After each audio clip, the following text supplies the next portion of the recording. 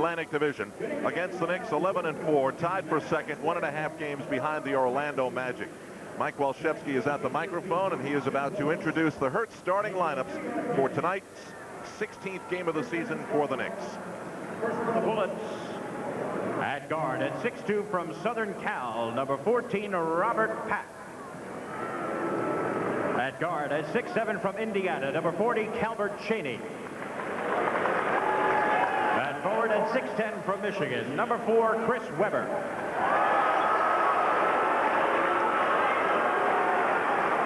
At forward at 6'9" from Michigan, number 5, Juan Howard. And at center at 7'7" from Cluj, number 77, George Mirasad.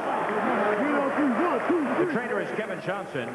Assistant trainer Jerry Walters. Assistant coaches Bob Stack, Derek Smith, and Buzz Brayman. And the head coach, Jim Lynam.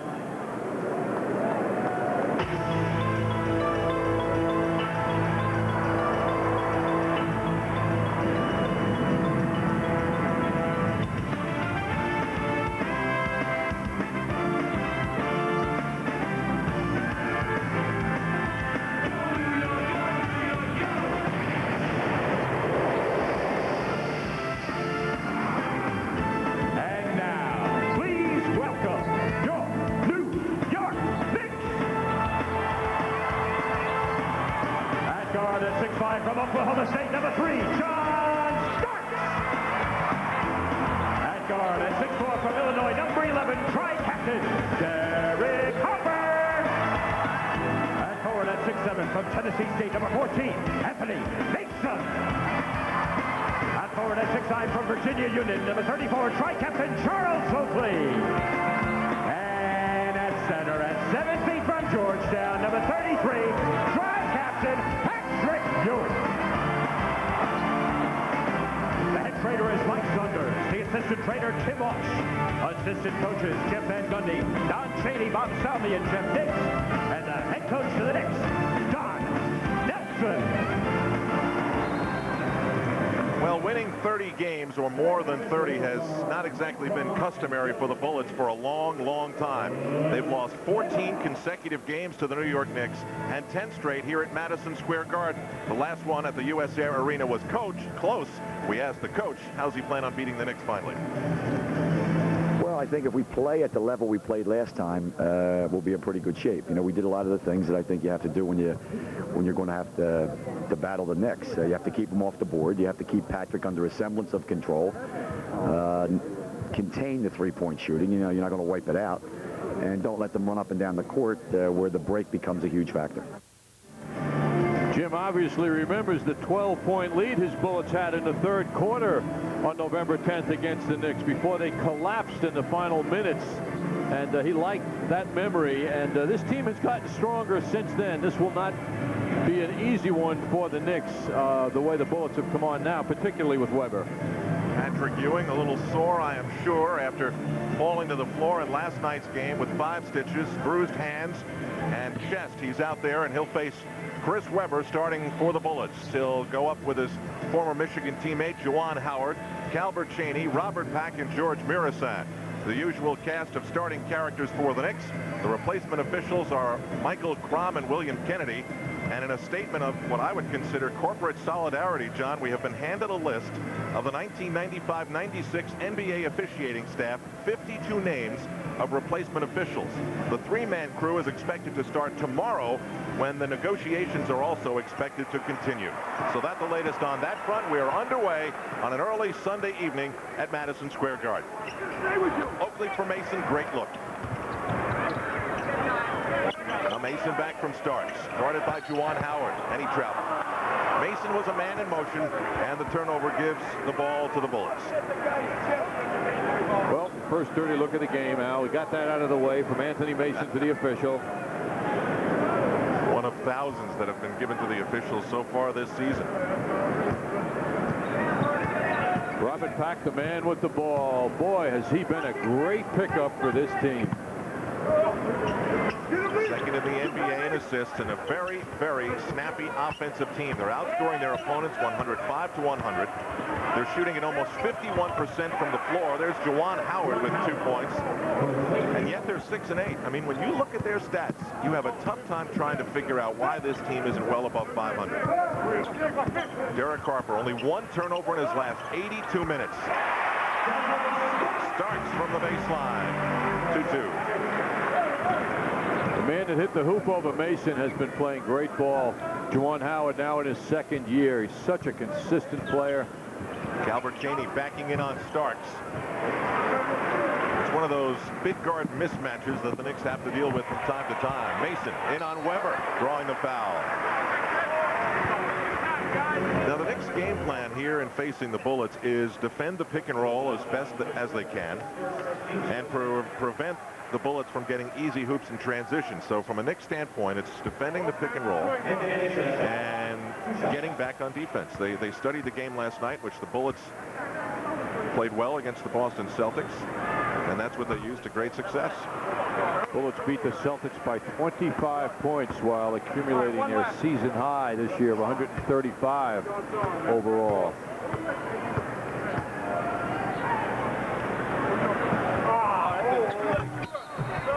Whistle on the free throw. They count it. And the Knicks lead it 3-2. John, this is one of those early evening weekend games that, you know, you've gotten yourself in trouble with suburbia before. It's a suburban crowd rather than a city crowd. Yes, a lot of young people here, which is nice to see, Al. Ewing tips the rebound to himself, but the building has a different buzz on this kind of evening as opposed to the week. During the week, there are more experts here during the week. Everyone here during the week basically knows everything about everything, you know. But here on the weekend, why the young fans are just happy to be here and just enjoy the game. Oakley hanging back. That's an easy 2. Well, the Knicks worried about the Bullets in transition. Score one on their own. George Mirasan being defended by Patrick Ewing. Mirasan at 7'7", wears his height on his jersey, 77. Weber, Ewing overplays and intercepts. Weber doesn't realize how tall 7'7" is. Harper all the way. Nobody got in his face, no one got in his way. And Derek Harper just weaved his way through 3 Bullet defenders. Knicks with a 5-point cushion, and Jim Lynam calls a 22nd timeout. The Knicks decided to go right at the Bullets with some speed. Jimmy Lynam doing some heavy coaching there. Has a lot to say to his players. The pass intended for Murasan from Weber, short. Ewing picks it up. Harper just goes down. I mean, that's 4 red shirts in the vicinity. And Harper beats them all. And before that, Derek Harper pushed that ball up court and found Charles Oakley, who beat the Bullets in transition as well. Knicks have scored 7 straight points, hitting 3 of their 4 shots. Derek Harper very much involved. This is what happened to Patrick Ewing last night at the Spectrum, going in on Sharon Wright. Patrick took a major fall. You could see him bounce. His jaw hit the floor to the tune of 6 stitches. He was shaken up but gutted it out, came back and ended up the high scorer for the Knicks somehow. He really showed a lot of quality last night, boy. Murasan on the deck. Cheney pulls up for 3. Bullets not hitting their shots. Mason in for the rebound. Mason's got the strut working.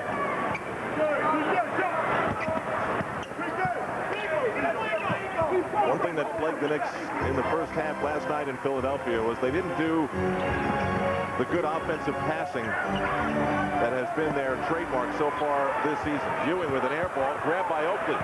Kicks it right back out to Patrick, who flings it up, but the 24-second clock had been reset without the ball hitting the rim. And now the officials are going to have to decide, should the Knicks have maintained possession? Should Patrick Ewing's shot have counted? And now they're saying it's a 24-second violation.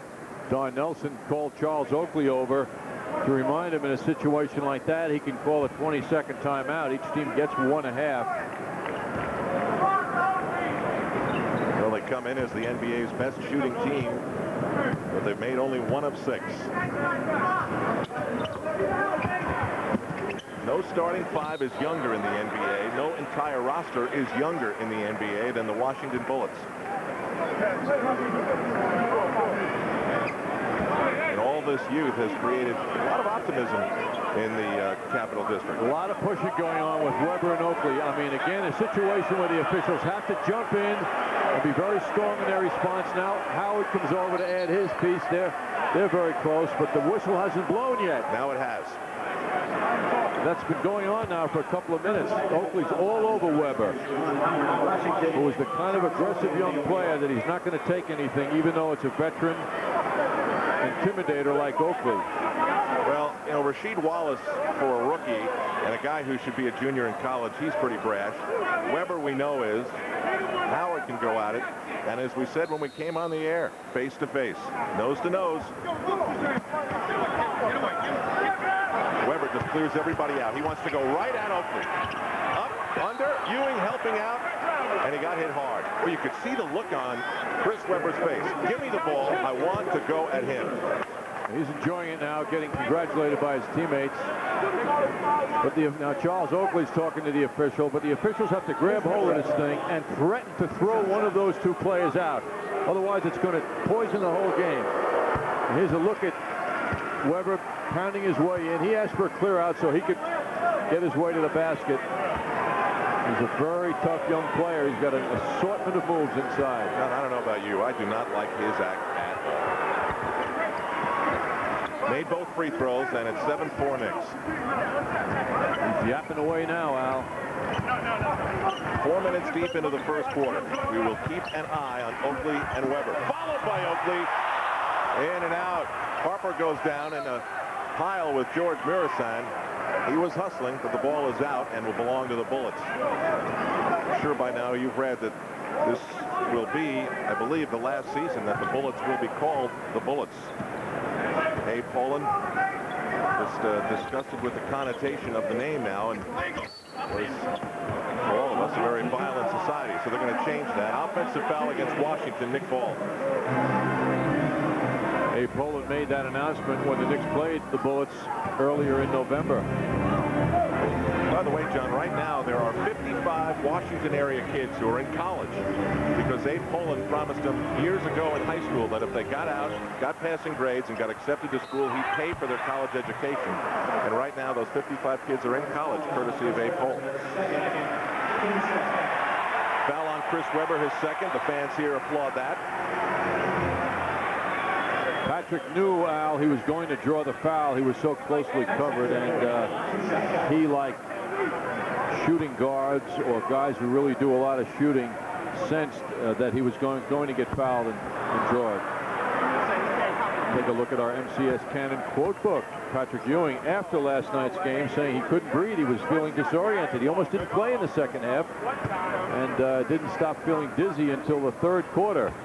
MCS Cannon, let us show you the possibilities. Ewing hits the second, 8-4 Knicks. You're faced with the irony of the fans who, for a large part, came to see a Chris Weber and then cheer that he's got 2 fouls and is in danger of leaving the game. Ewing was overplaying him, but Murasan beat him on the back door. This time Weber had a perfect pass into Murasan.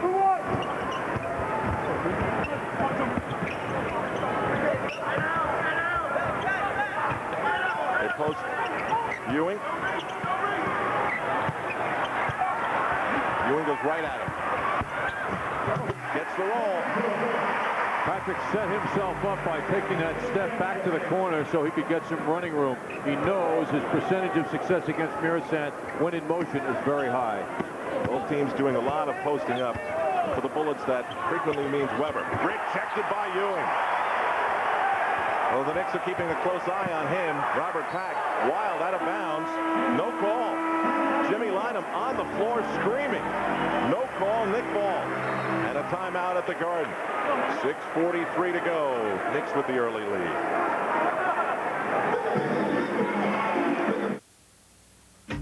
The Maglite flashlight. Brighter, tougher, made in America. Maglite, the perfect gift to brighten the holidays. Maglite.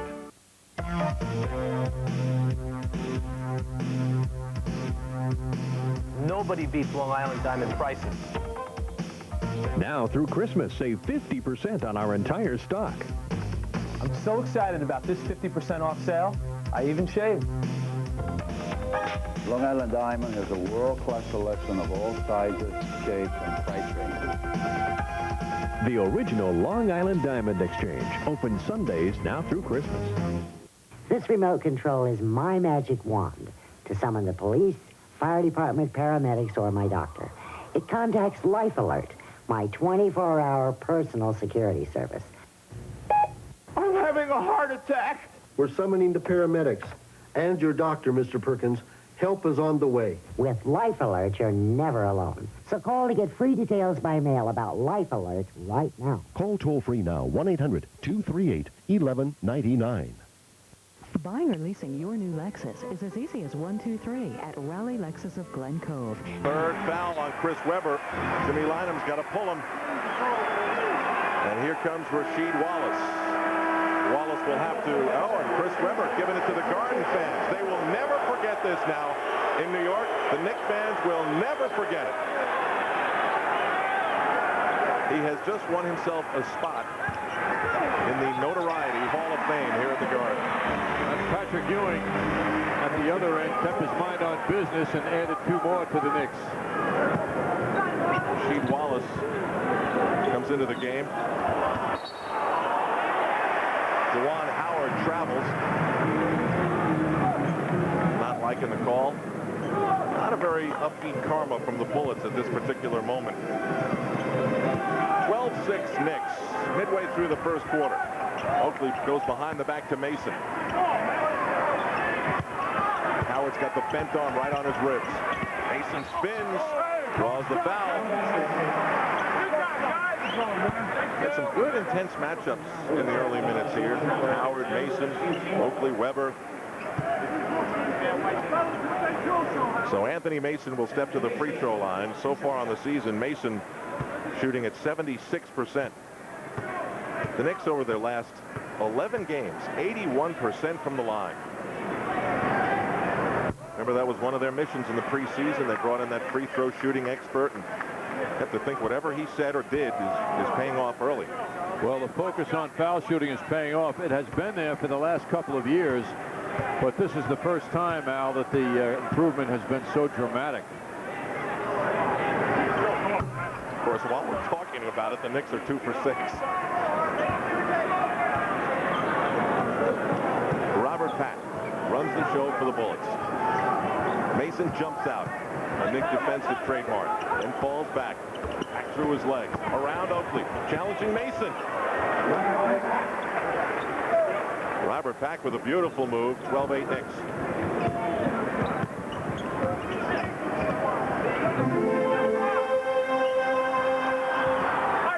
Harper on Pack. Knicks trying to post up somebody. Now Oakley screens.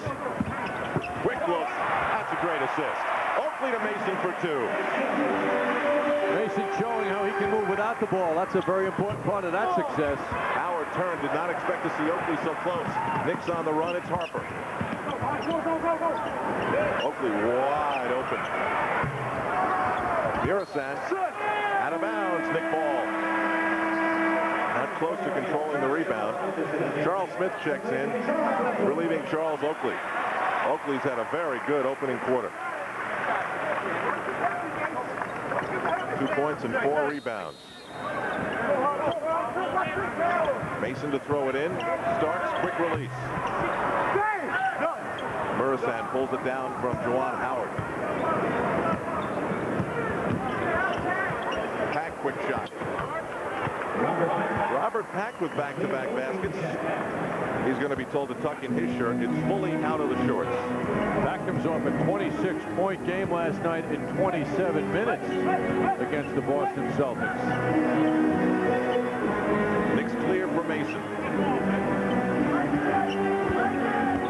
Goes to the back end and the kick around the perimeter. Knicks look for the open man. Starks for 3. 17-10, Knicks by 7. Pack again, rejected by Ewing. Grab by Starks. Knicks push the tempo. Harper for three. Mason saves it.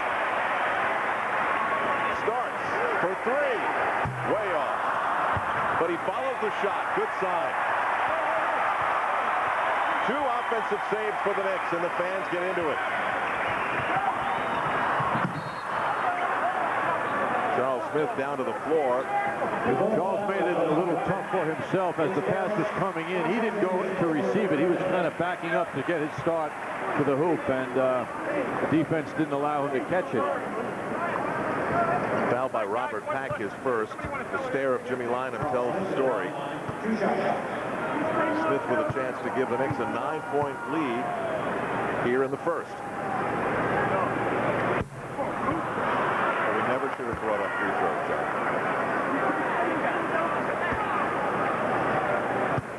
Smith on the season, 68% from the stripe.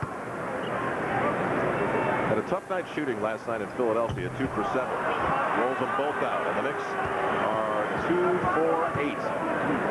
Charles has been playing about 22 minutes a game over the 13 games, and his shooting percentages are down. 3-on-2 Knicks. Starks got the ball in traffic, comes down holding his ankle. Bounces right back up, but is obviously hurting. When he got the ball, he just collapsed. Knicks coaching staff and trainers, you can see John got tangled up with Calvert Chaney. Take another look at John. Looks to me out like he just lost his own balance. I don't know that he hit someone. Do you think he hit another player? I'm not sure. Maybe their feet grazed each other. What's interesting now is the coaching staff didn't run out on the floor. The trainers didn't run out. They feel John can bounce right back. Because if he didn't stay, of course, out here to shoot the fouls and was replaced, he would not be able to come back in the game. Still favoring it. Watch Chaney come in, and maybe the left knee with the right foot of John Starks knocked him out and down. Meanwhile, Hubert Davis is set to come on in after John shoots this foul shot. Starks hits 1 of 2, trying to shake it off as he gets back on defense. Knicks by 8. Mitchell Butler has come on for Washington. Mirasan. Fouled by Ewing. Tim Legler, who's been giving the Bullets a little bit of a punch off the bench, has also come on. John Starks leaves, limping to the Knick bench. Hubert Davis comes on. Davis in his last 5 games in a slump, shooting only 22%, 4 of 18 from the floor. Mike Saunders comes in to Starks, who's shaking his head as if to say, I'm all right. It was only the 3rd and 4th free throws of the quarter for Washington. Patrick Ewing holding in his chest. He took an elbow here, right there. No problem for Patrick after what he suffered last night. Meanwhile, Murasan had a very strong game against the Knicks in their early season meeting. 15 points, 10 rebounds. But he's been up and down. The numbers haven't been that impressive, but the Bullets like his continuing development, however. Harper. That's a 3. A 3-point shot for Derek Harper. Knicks by 9. Juan Howard. He draws a double team. Rasheed Wallace. Mitchell Butler from the corner. A line drive that's in the hands of Mason. Mood at the Garden, a little bit mellow. Ewing goes right at him. Murasan grabs the reverse miss. See how Murasan immediately knows where to pitch the ball upon getting that rebound. Juan Howard is fouled by Charles Smith on the release. We have a timeout at the Garden with 2:20. Watch a game in the East and both and water down the lawn so they can skid and play in that condition. Their parents were happy over that, I'm sure, tearing up the backyard. But look at these two. Here and Art Shell. You know, there was some controversy about he and Art Shell, you know, that what happened with Marcus, that he didn't play with the Raiders and he was staying with the Raiders, and Shell today, it was my decision. Marcus said, well, I talked to Art about it, and Art said, I don't want to talk about it. Elliott kicks it off to Hobbs at the 15 on the line drive, and he is hit at the 31-yard line. 18 on the return, and Marcus Allen congratulated by the Hall of Famer Art Shell, who went into Canton with our Mike Ditka in 1989. And Allen's got a great sense of humor. Yeah, there they go. He says, see, everyone talks about us, and in a row, they are red hot and rolling. The Steelers thinking about maybe a return trip to the AFC title game, maybe a return trip to the glory days in the Super Bowl. Kansas City and Oakland. Right now, it is 19-10 as the Chiefs have extended their lead late third quarter over the Raiders in a key game. The Chiefs have just kicked a field goal. Let's update you on this game. Lynn Elliott with a 35-yard field goal for the Chiefs. It is now 22-10 as the third quarter has come to an end, or is just about to come to an end. The Chiefs leading, again, updating the score on your screen, 22-10. In this game, Steve Bono out of the game with an apparent hand injury. Came back with about 5 minutes to go in the half, and now Kansas City again updating that board. It is 22-10 as the Chiefs try and take out the Raiders. Chiefs win, they're champs of the AFC West. Dallas wins, they're into the postseason again too. But, and this is a big but, the Dallas Cowboys having all sorts of problems with the Washington Redskins. Look at what's happened here. The Redskins have extended to a 21-10 lead. We have a major upset in the making in you know, most of his shots are within 2 or 3 feet from the hoop. And Tim Legler, by the way, he's a real asset to this team. Most of his shooting from outside, 55%. Juan Howard misses the first free throw. In the absence of Weber, Howard was the offensive leader on this team, shooting 50%, averaging 20 points a game. And as I mentioned, John, the Bullets shooting 50% on the season. Their opponents only 45. They are out-assisting and out-rebounding their opponents by significant numbers. Still, as we've said, only 6 and 8 on the season. 21-13 Knicks, approaching 2 minutes remaining in the opening quarter. Smith will go up against Jim McElvain. Right at him. And up strong.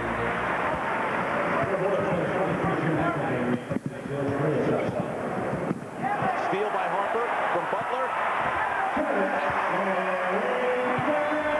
Quickly, it's 25-13. Boy, Harper, here we go. Back-to-back games, right? Harper is looking like he's 23 years old with those legs bouncing around.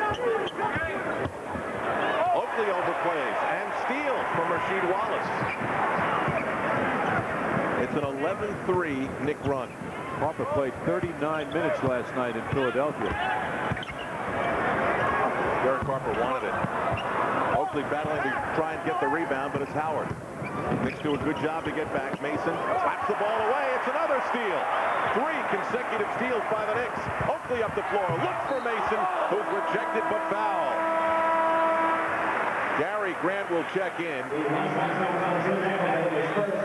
Jim McElvain is called for the foul, John. I just have to think, with all the Knicks experience, they watch Chris Webber trash talk in the opening minutes, and they see that, and they go, you know what? Forget it. I think that moment just turns the Knicks on in a big way. They just want to show these guys up. Well, it certainly had the effect of juicing the Knicks up, Al, because they're playing with tremendous energy and force. Now, last night in the first half, they didn't.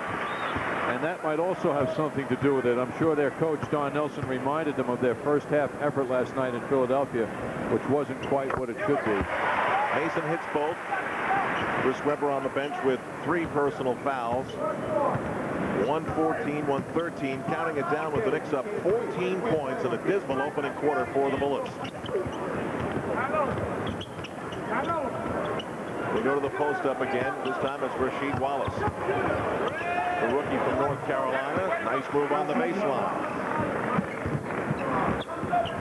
Wallace at 6'10", has some nice low post moves, so Nick should be careful. Maybe a little double teaming on him wouldn't hurt.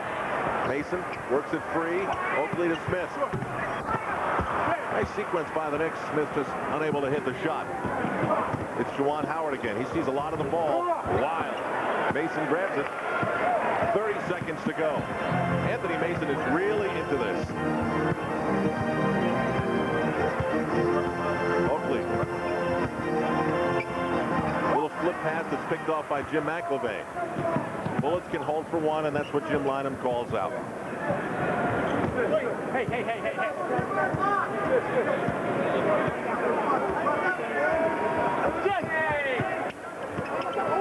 Now Butler goes to the basket and pulls up over Grant with the foul. 2.3 seconds to go. Not what the Knicks wanted on the play. Gary Grant, who was singled out for his contribution in last night's Knicks win in Philadelphia by Don Nelson, commits the foul. Yes, when the Knicks were flat, Gary Grant gave the team a big lift and helped them change the personality of their team in the second half. Grant also, Al, did a nice job against the Bullets in their first meeting. It was the second game of him wearing a Knicks shirt. And he came in in key parts of the game in the second half, hit big shots, and showed Don Nelson right away that Don would be comfortable using him. It was a very important part of that win. Both coaches are going to play this 2.3 for everything it's worth. Lynam sends in Calvert Chaney. Don Nelson sends in a 3-guard alignment. Returning Derek Harper to the game for Charles Oakley. Butler hits the free throws. 27-16. Mason goes long pass for Davis. It'll have to be a fling from there. And they get nothing for it. So 1 quarter complete at Madison Square Garden. It's the Knicks 27, the Bullets 16. In business, you can't always count on an easy road to success. But you can count on AT&T, because only AT&T guarantees you a competitive price. Our 1-800-COMPARE Center will give you an immediate side-by-side price comparison. And we're so sure that our prices are competitive that if you don't agree, we'll give you 1 month's worth of long distance up to $500. These days, you can't count on much, but you can count on AT&T for the life of your business. In addition to a 6-speaker Bose audio system, climate control, and an extremely quiet cabin, the Nissan Maxima is available. George then responds, looking for Terrence Mathis, sliding into the end zone. Hang on, crunch!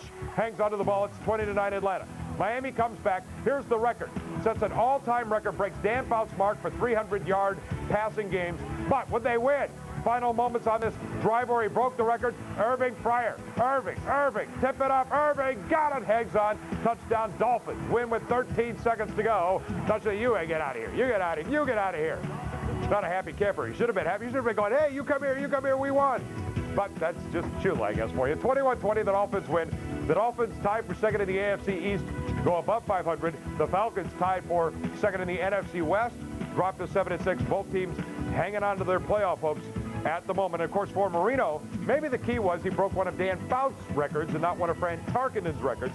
Every time he broke a Tarkenton record, the team lost, but he broke one of Fouts' records. Should be a forewarning that he has another Tarkenton record to break this year, as Marino gets yet another milestone in the NFL record books. Indianapolis and Carolina, as the Panthers win 13-10 on a John Casey field goal with 37 seconds to go. Tough loss for the Colts, who dropped to 7-6 and into a tie with the Dolphins in the AFC East. Buffalo and San Francisco getting underway in about an hour and 15 minutes. First time they've met since '92 in San Francisco when the Bills beat the Niners. The Niners have won 3 in a row. The Bills know that the Dolphins have won, and they... And was typically verbal, yelling, creating a lot of attention, so much so that he drew a technical foul. And he said to the official, I was yelling at my teammate. I was motivating my team. Why are you calling a foul on me? And that was a taunting foul in the opinion of the officials, and that has certainly qualified for our Coke Classic play. What a memory. Beautifully done, John. And Chris Webber has returned. This time it's Rasheed Wallace backing in on Oakley. And Rasheed Wallace showing the same move. Both successful. The turnaround baseline jump. Knicks by 9. The Bullets well below their season number. 33% shooting in the first quarter. That's Mason guarded by Wallace. Hubert Davis stays in. He's guarded by Tim Legler. 5 on the 24-second clock. Mason, the fall away. Tipped by Oakley, but they're going to call it offensive interference. Ball in the cylinder, Bullets ball. Al, Jim Lynham, the Bullets coach, is taking a very big chance here, coming back with Weber here in the second quarter. Weber with 3 fouls, and such an aggressive player that he's going to have to play somewhat under wraps to not get his 4th foul. Turnover is another big part of the first quarter story. Bullets committed and were forced into 8. Knicks only 3. Butler hounded by Grant. He's so good at being a pest defensively. Weber rolls it in. The outside jump shot, not one of Chris Webber's best suits, but he hits it there, and the Knicks lead is down to 7. It's a 7-0 run by Washington. Mason on Wallace. The fall away again. This time he rolls it in. Lead back to 9. A little tongue wagging from Anthony Mason. Mason's feeling real good. He just has that look about him. Rasheed Wallace a little further out than the previous 2 that he hit. Oakley down the middle on the break. Low pass for Smith. And the Knicks set up a play. Grant, quick look. Oakley draws the foul. Can't get the roll. Nice bounce pass by Grant into Charles Oakley. Juan Howard and Robert Pack return for the Bullets. Jim McIlvaine leaves, and so does Mitchell Butler. They did a good job when you consider they come off the bench and they cut the lead down. Knicks with a chance to get it back to double digits, however, with this trip to the line for Charles Oakley. Monty Williams had 2 minutes last night in the first half of the Spectrum, and this will be a rare breather for Anthony Mason. Well, we've been singling out Charles Oakley deservedly for his foul shooting, which has been excellent. And we see now he's number 5 in the league, 92.5% coming in tonight. I was noticing, Al, none of the guys ahead of him have taken more foul shots than Charles Oakley. So what you're saying is it's a valid sample. Yeah, it isn't, a case of he's way under in the attempts. Gary Grant, by the way, is number 2 in the NBA, 96%. 25 of 26 coming in tonight from the foul line. Knicks back up by double digits. 31-20, almost 2 minutes into the second quarter. Indiana's Eddie Johnson is leading the NBA. Legler looks for Weber. Soft hook. Smith tips it to Monty Williams, who hands to Gary Grant. Grant running the point show right now for the Knicks. They post up Oakley. Doing this frequently in the game so far. Oakley soft touch off the glass, drawing another foul. Charles introducing the left-handed fling down low. But he sensed that he could get contact and go to the foul line. The way he's shooting his foul shots, this is as good as a field goal. Here's Charles going left and coming back to the left-handed shot. I hope he'll appreciate left-handed fling. Well, it was, John. I agree with you. The job is to call it as you see it, Al. Okay. One time. It's 32-20. Oakley at the line for one more. I could see saying to Charles, did you really think that was going to go in the basket?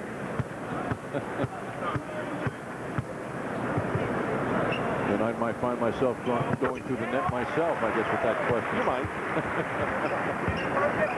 33-20. The Knicks' response to that 7-0 Bullets run is a little burst of their own. 6-0. Now it's Weber one more time. Backing in on Oakley. Backing in. Knicks surround him. And Weber is fouled. Chris Weber threw 3 Knicks defenders. And will go to the line.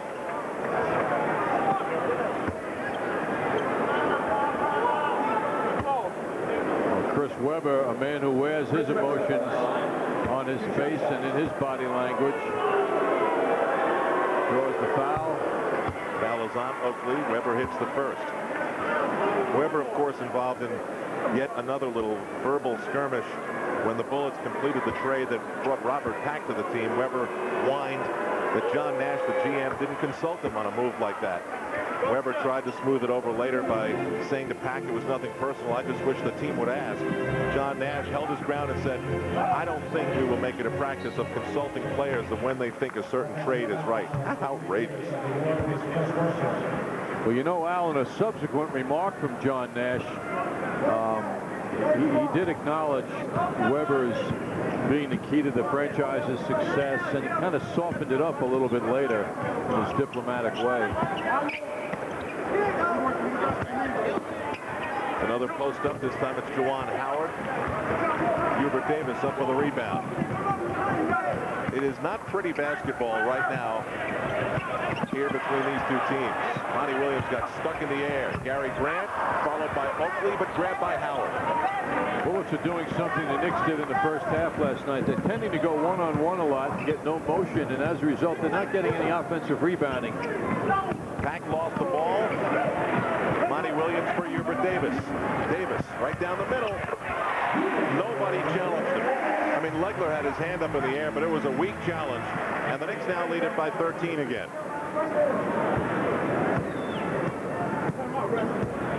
Robert Pack bothered by Gary Grant. Gary Grant looked like he was on the verge of completing a steal, but the officials give the Bullets a timeout. 8:25 to go here at MSG. 35-22 Knicks. No one leaves till we solve this one. Return the page. Return the page. Gotta return the page. To reply to a page instantly, call 1-800-SkyTel. Looking to have some remodeling work done in your home or office? Then call 1-800-REMODEL today and get in touch with the experienced people at Jarrow Building Industries. When you call Jarrow at 1-800-REMODEL, you'll be working with talented professionals who will take you through every critical step of your remodeling project, designed to fit your budget. Jarrow Builders has been providing quality remodeling work for over 29 years and offers a 3-year warranty on workmanship and materials. Call Jarrow Builders today at 1-800-REMODEL and begin to work with the best. Buying or leasing your new Lexus is as easy as 1, 2, 3 at Raleigh Lexus of Glen Cove, New York's largest Lexus dealer. 1, Raleigh has the best people. Our staff is committed to continuing a 35-year tradition of excellence. 2, Raleigh has the best service. No other dealer comes close. 3, Raleigh has the best price. Whether you buy or lease, our prices are the most competitive. Winner of Elite of Lexus Awards 3 years running, Raleigh Lexus of Glen Cove, where it costs no more to go first class. Country cousins all over Long Island have rediscovered Bootleggers in Massapequa. The one-stop shop for your drop source for all the boots you'll ever need has expanded. We're still talking big savings on brand-name boots to fit cowpokes of every age and... 3-point game with time running down. Watch what BC does. BC has brain lock. Absolute brain lock. They're down 3. They need a 3 to tie the game, and the guy drives to the basket and lays it in for 2. UConn says, fine, you'll take the 2, we'll take the win. BC needs a 3. The guy brain locks. No offense to Bevan Thomas, but he wasn't watching the clock. BC loses 63-62. UConn trying to... Ultimate deep dish pizza. Because when it's gotta be deep, it's gotta be Domino. Well, welcome back to Oakland. While the Chiefs seemingly have dominated extra points and field goal misses, it could be 30-10. At 22-10, Raiders one long Evans bomb away from striking right back into this game. But they start from the 4-yard line. Evans off play action. He's caught by 1 foot and throws complete to Cash. What an effort by Evans there. He was that close to a safety and held by 1 leg. Vaughn Booker had him, but he couldn't bring him down. Just remember something now, folks. There's no such thing as in the grass anymore. That was a rule in the past. Vaughn Booker is got him by the foot, but Evans is still up and no threat of another player hitting him. That's the difference in the call. That's right. If another player was there to hit him, they would have called it in the grass. It would have been the safety to protect the quarterback.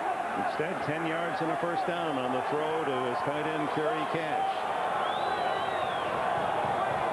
10:23 left in the fourth. Evans underneath to Harvey Williams. And Williams to the 25-yard line. Make it the 26. Another first down. No, we came back here, Dick. Now, a few words. Chibunk on evolution. Didn't crawl out. I guess that's why he's leaving the game, because he's unattractive to the eye. Picks up near 50% bullets at 32. Sometimes no one can explain it, like Mr. John E. Hoops. That's a 3 for Hubert Davis. He's got to put 2 or 3 of those together, and he'll start feeling better about his shooting again.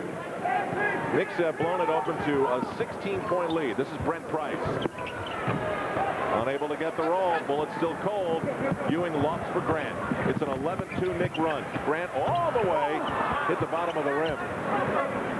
Now the Bullets try to run. Smith, good job to get back. Oh, a block down to the court on Calvert Chaney. Grant. Lamont Williams. And he draws the foul. That was a major league block by Charles Smith. That's the 4th foul on Weber, by the way. And Chaney goes up high. He's no softie coming to the basket. Charles was on him with perfect timing. The fans here at the Garden reacting to the block on Garden Vision. This is just not a good night for Chris Weber. 1 for 7 from the floor, 4 personal fouls. And now Jimmy Lynam, who's back on the floor to complain, will resend Rasheed Wallace back in. He just said, call the game right. It's the league, man. It's the league. You play, baby. Come on, that trip. We won't lip read the second part. Ronnie Williams hits the free throw. Here's the foul.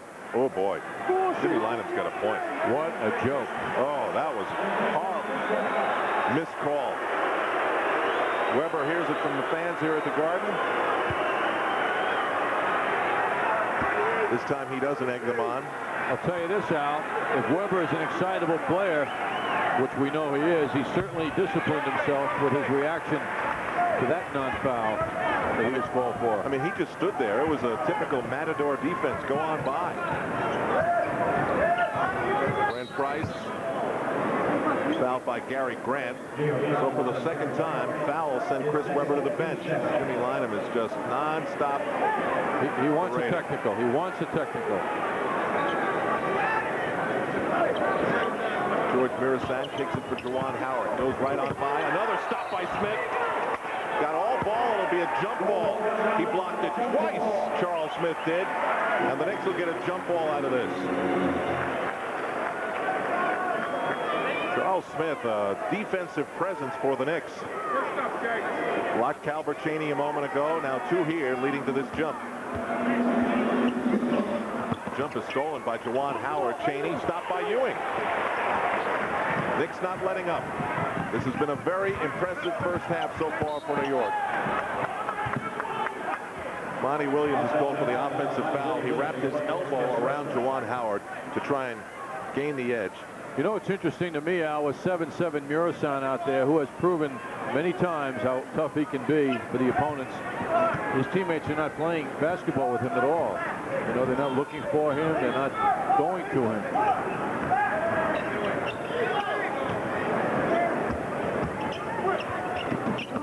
Chaney hits the jump shot, and it's 40-24. Knicks by 16. They have led, obviously, with that hoop by as many as 18, and we're midway through the second quarter.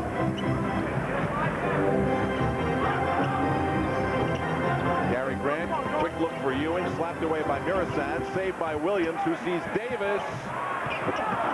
Swooping in is Juwan Howard. It is Ewing, Smith, Monty Williams, Gary Grant, and Hubert Davis. Davis guarding the much taller Chaney. Almost an air ball. Charles Smith grabs the rebound in traffic. Davis. And now Ewing. Right at Murasan. Draws the foul on the putback.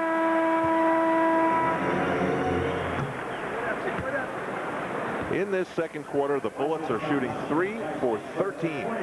Gary Grant and Monty Williams leave. Derek Harper and Anthony Mason is back. 4 or 5 minutes on the bench for Anthony Mason. 5 minutes.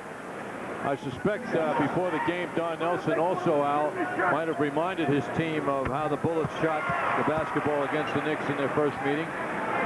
Bullets had 63 points at halftime down in Washington, and shot the ball at 64% from the field. This keeps up, they'll have about half that this time at halftime. Knicks have come out with very intense defense right at the start.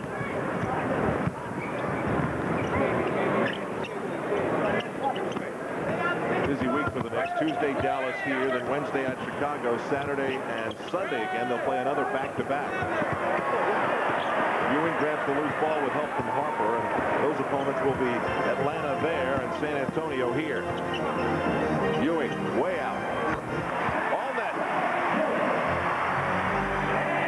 Patrick Ewing has 9. He leads the way for the Knicks, and it's very evenly balanced scoring underneath his total. 4:43 to go. Timeout at the Garden. It is a 17-4 Knick run. They lead by 20. So could be the best thing you'll for the same low price of just $12,495, which is great because it includes dual air. So the Bullets will have a chance to make this a 4-point trip up the floor. Charles Oakley returns, replacing Charles Smith, who had a very nice stint here in the first half. More of a defensive presence than offensive. Smith leaves with 4 points, 2 rebounds, and 2 blocked shots.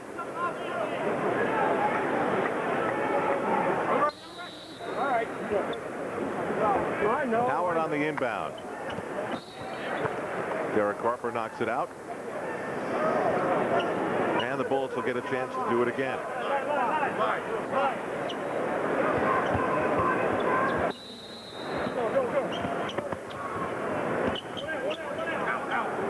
Price guarded by Harper. Ewing on Murasan. Mason on Juan Howard. That's Oakley on Rasheed Wallace. John Starks on Calvert Chaney. Great defense. Starks through traffic. Lost the handle. Now it's Calvert Chaney. Chaney ahead for Howard. Comes up short. Doesn't get the follow. And Ewing is there to pull it down. Nothing is going right for the Bullets, even when they're in a position to score directly under the basket. Listen to this, John. Juwan Howard 2 for 8. Weber 1 for 7. Chaney 1 for 6. Harper loses Brent Price. Lofts it for Starks. 5 on the 24. He backs in on Chaney. Starks. And the 24-second clock expires, but it expired when the Bullets had the ball. Still, they stopped play. The Washington Bullets in this second quarter, 4 for 18. Now, they're missing shots, but also the Knicks have a lot of hands in their faces. Murasan hits the shot. I mean, he takes jump shots without leaving the floor. No problem. Why not use him some more? The Bullets put together a 6-0 run to cut the lead down to 16 points. 2:10 to go in the half. Juwan Howard shoves Oakley away. Oakley has a word for him. John, let him go. Let him go. Oakley has a couple of more words for him. They go to Chaney. Chaney draws the foul. John Starks is called for the foul, his first. And that will send Calvert Chaney to the line. 2 shots.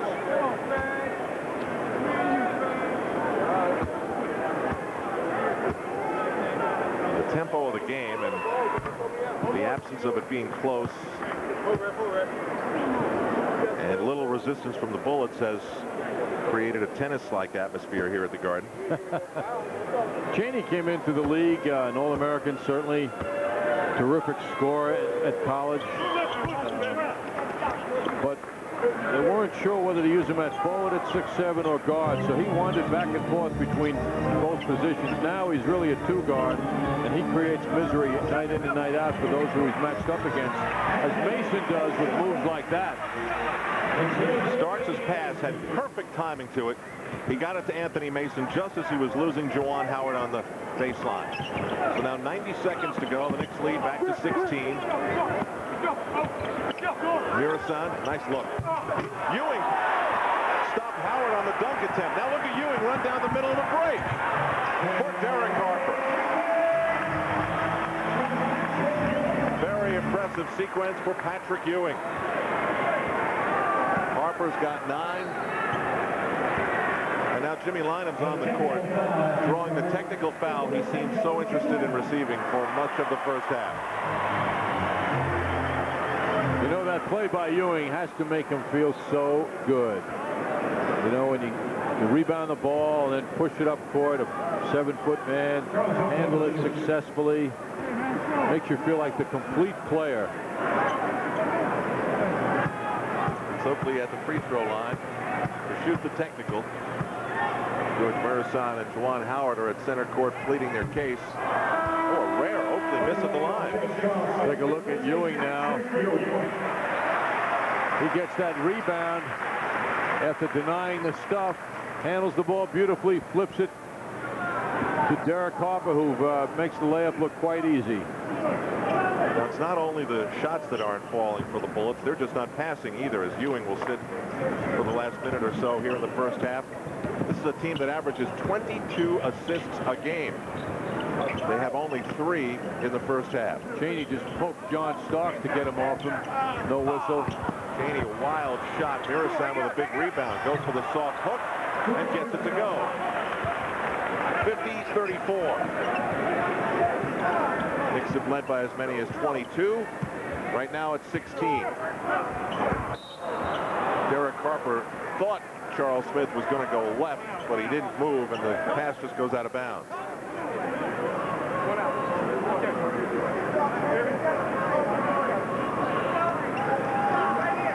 John, if this keeps up, we may need a few more of your Army stories.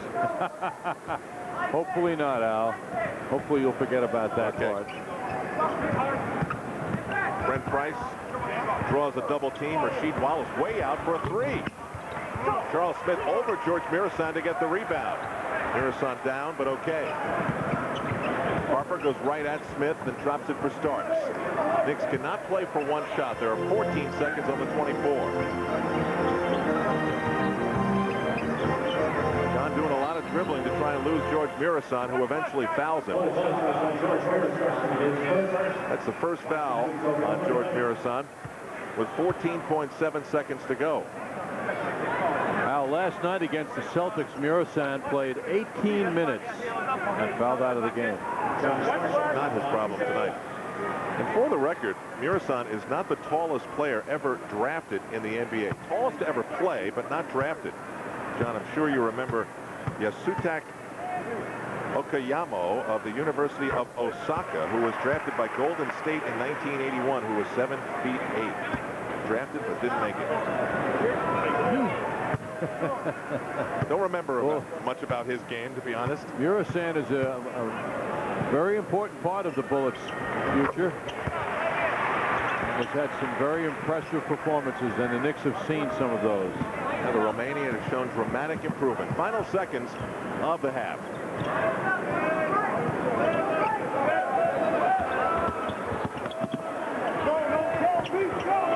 Another bullet miss. Here's a chance for Harper. Can't get it off.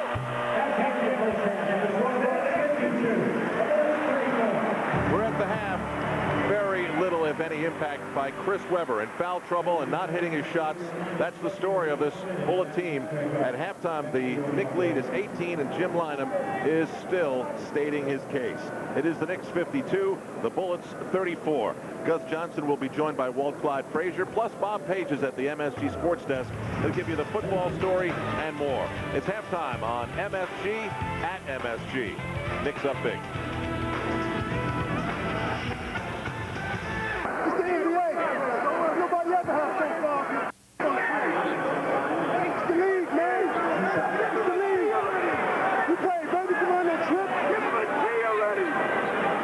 My big man behind me.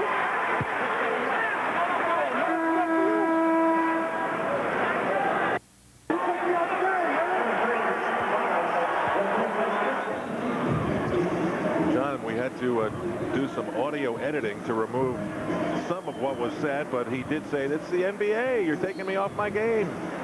His fourth foul in his defense was a bad call. But Chris Webber's out there to start the second half with his team facing a pretty big challenge on the road, down 18 to a team that is much more experienced and talented than they. You know, what's amazing, Al, to me, is that there isn't a double-figure score in the game yet. Even as dominating as the Knicks were in the first half. John, there is a double-digit score right now as we speak. Yes, Big George just got his 10th point. Is there anything else you'd like to see? Yes, I'd like to see Patrick Ewing do that another 20 times. It's fun to watch. Patrick on his game, very happy working out of the forward, the traditional forward position with the big Mirasan. He can shoot over him or drive the ball. Because, John, 10 seconds after you make the point, we now have 2 double-digit scorers. Ewing and Mirasan. Patrick Ewing fouls Mirasan. That'll be the 3rd foul on Ewing. Looks like George got it around the eye.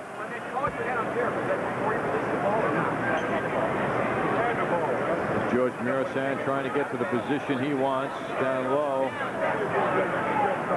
And he asks for that ball. George with one dribble gets in close to the basket and draws the foul. You know, last night, Al, the Washington Bullets had a terrific effort against the Boston Celtics. But before we go further on that, let's take a look at the Toyota matchup. First half, right now, rather, Mirasan and Ewing both with the same amount of points, but the advantage goes to Ewing because his teammates are doing a much better job than Big George's are. Last night, the Washington Bullets had 50 points scored from their bench against the Celtics in that 25-point victory. Tonight, at the end of the first half, they had 5. Ewing, wild shot, almost kept alive by Oakley. Robert Pack pulls up. It's a 2. It's a 2-point shot by Robert Pack. Reset the lineup, same that started for Washington. It's Weber who guards Oakley. Calvert Chaney guarding Starks. Mirasan with Ewing. Juan Howard with Mason. Here's Oakley up strong and rejected and fouled by George Mirasan. It'll be his 2nd. George is holding his chest after meeting Charles Oakley head-on. We'll see if Charles Oakley goes head-on into George. That's where his head hits his chest.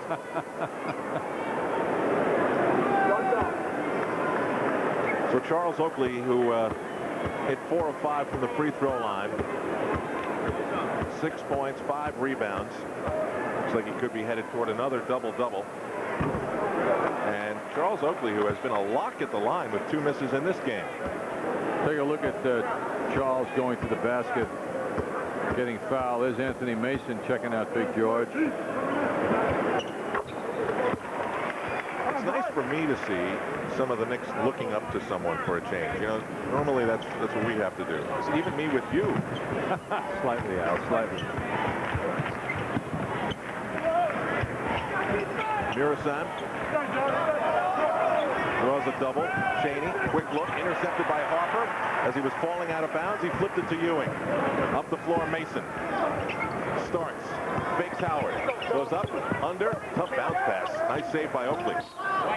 It'll be Nick ball with 14 seconds in the 24-second clock.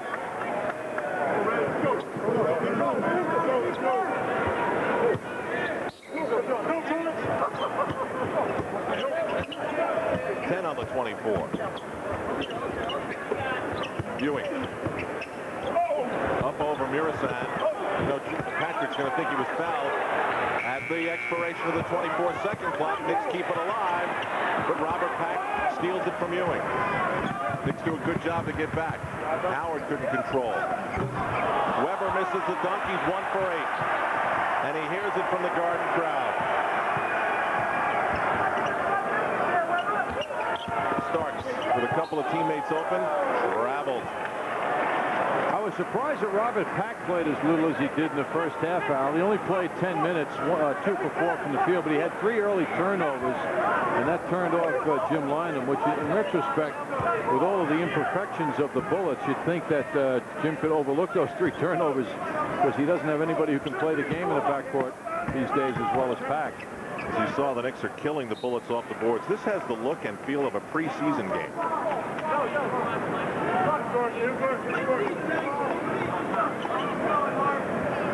Juan Howard on the inbound. to Robert Pack.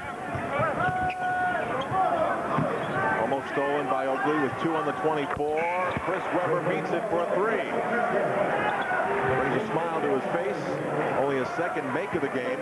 It's 55-43. The Knicks, who have led by as many as 22, have seen their lead shrink here down to 12.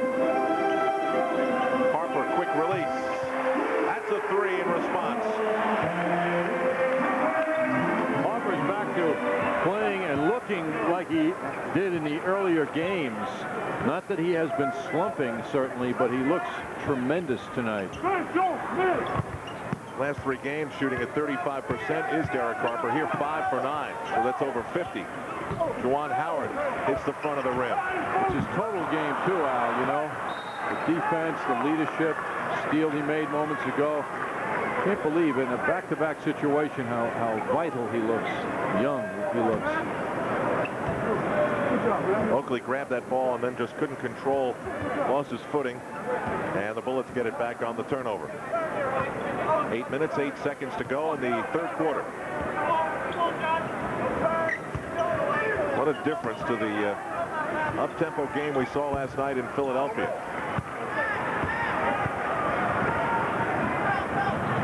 Harper finally got the dribble under control, and now they'll post somebody up. Harper motions for Starks. Instead, it's Ewing who pops out.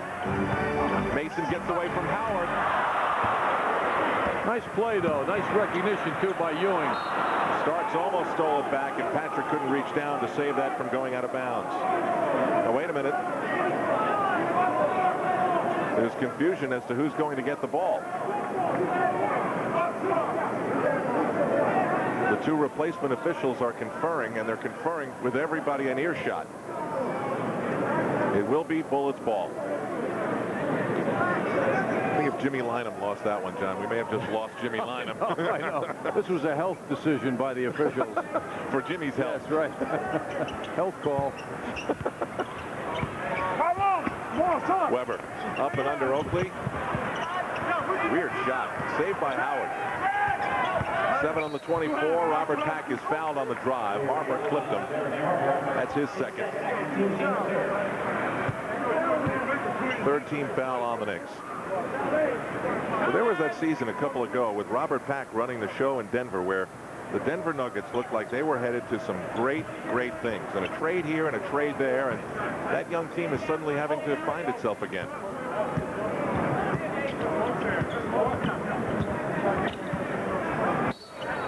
Mirasan and Ewing tangling. And they'll call the foul on Patrick Ewing. Oh, I'm sorry. It's on George Mirasan. No, wait a minute. And also Patrick Ewing of New York has been charged with a foul and double foul. A rare double foul. Mirasan and Ewing both getting called. And that is the 4th foul on Patrick Ewing. That gets an immediate call for Charles Smith to enter the game. Ewing leaves with 11 points and 7 rebounds. You don't see it very often. Usually it's just somebody's fault. Patrick with a big smile on the bench, though. Nice to see him back after that flop he took last night. Juan Howard up and under, draws the foul. Nice move by Howard. He'll go to the line with a chance at a 3-point play. It brings us to a timeout here at the Garden. Business. And today, doing some hoop action, working with Doug Christie and some of the other Knicks here at Madison Square Garden pregame. Now, tomorrow here at the Garden, outside the box office in the main ticket lobby, from 12:30 to 1:30, he'll be signing autographs as tickets go on sale for his January 12th Garden bout against Merke Sosa. Fans in attendance can also enter to win ringside tickets to the January 12th bout here at the Garden. Of course, coming up in just a couple of weeks, Oscar De La Hoya back here at Madison Square Garden. Al, having seen Roy Jones fight, I would say, based on the speed of his hands, he can sign a lot of autographs in an hour, you know? Right.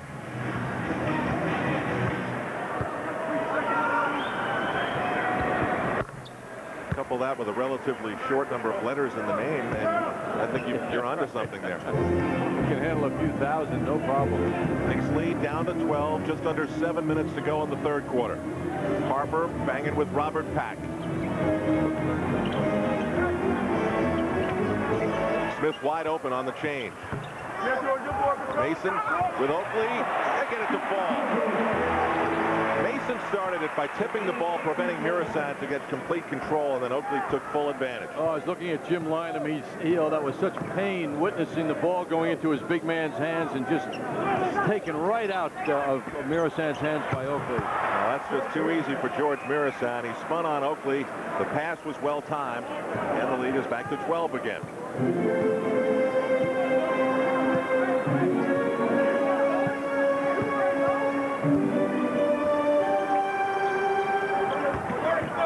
Oakley for Starks. Quick release. Harris on the rebound. John shot that ball and was backpedaling so fast. There's no follow-through on it, really.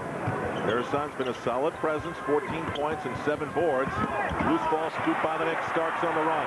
Up the floor, it's Harper. That's 14 for Derek Harper, the assist to John Starks. The lead to 14. This game started, everything the Knicks did was up-tempo off the rebounding and on their defense. A little bit more of a deliberate pace here in the third. Robert Pack off the rim on the 3 attempt. Foot race for the ball. Charles Smith and Juan Howard. Alley-oop from Murasant, who draws the foul from Starks. Starks grabbed his arm, and Murasant couldn't get off the shot, so he'll go to the line for 2, where he's got a pretty nice touch. Starks leaves, and Gary Grant checks in. Murasant is 4 for 4 from the line.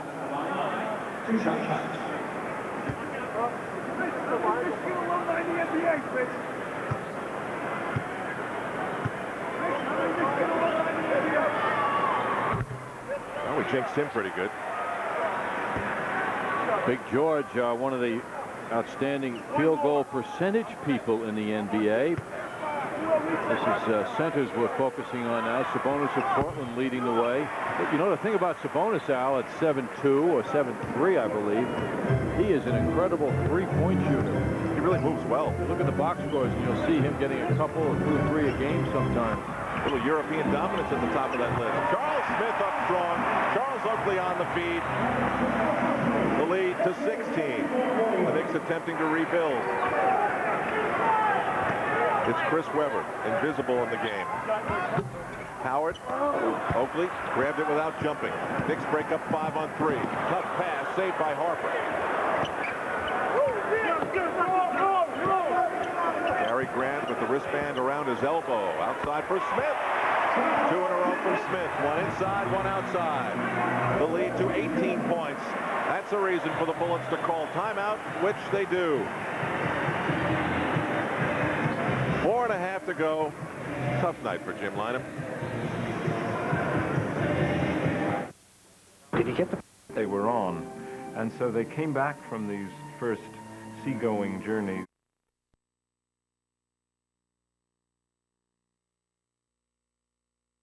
Dealer. 1, Raleigh has the best people. Our staff is committed to continuing a 35-year tradition of excellence. 2, Raleigh has the best service. No other dealer comes close. 3, Raleigh has the best price. Whether you buy or lease, our prices are the most competitive. Winner of Elite of Lexus Awards 3 years running, Raleigh Lexus of Glen Cove, where it costs no more to go first class.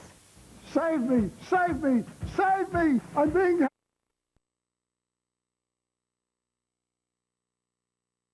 Pike, Franklin Square.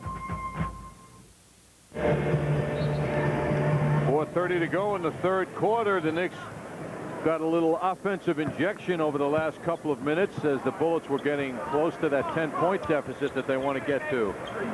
It was a 6-0 run. You just get the feeling that the Knicks can control the game at any time that they want. That's the way it's gone. Chris Webber, another miss. Charles Smith, a big-time rebound. He's had a very aggressive game, Charles Smith, off the bench. Ewing on the bench with 4 personal fouls. It's Oakley, Mason, and Smith. Harper and Grant. Oakley left open. So is Grant. All that. Gary Grant continues to impress. And the Knicks lead is back to 20. So hard to get a team like the Bullets, a young team, to play intense defense. 5 men having to do it at once for it to be effective. 2 or 3 passes by the Knicks and the Bullets defense just breaks down. Weber left alone, and he banks in a 3. His second three-pointer of the game.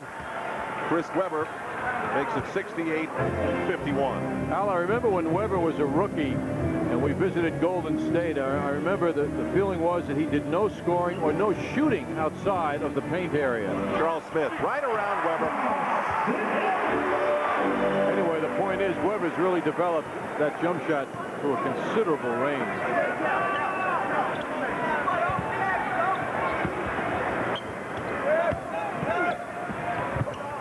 Albert Chaney can't get a favorable bounce. Knicks break out with speed. Grant lofts it for Mason between his legs on the return. Loose ball. Charles Smith able to scoop it. There's Grant looking for Mason.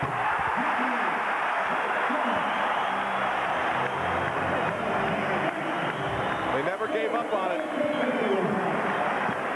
Big credit for Gary Grant on the sequence. Knicks back to 21. This is a 12-3 run. Hack stolen by Grant, but he's called for a foul.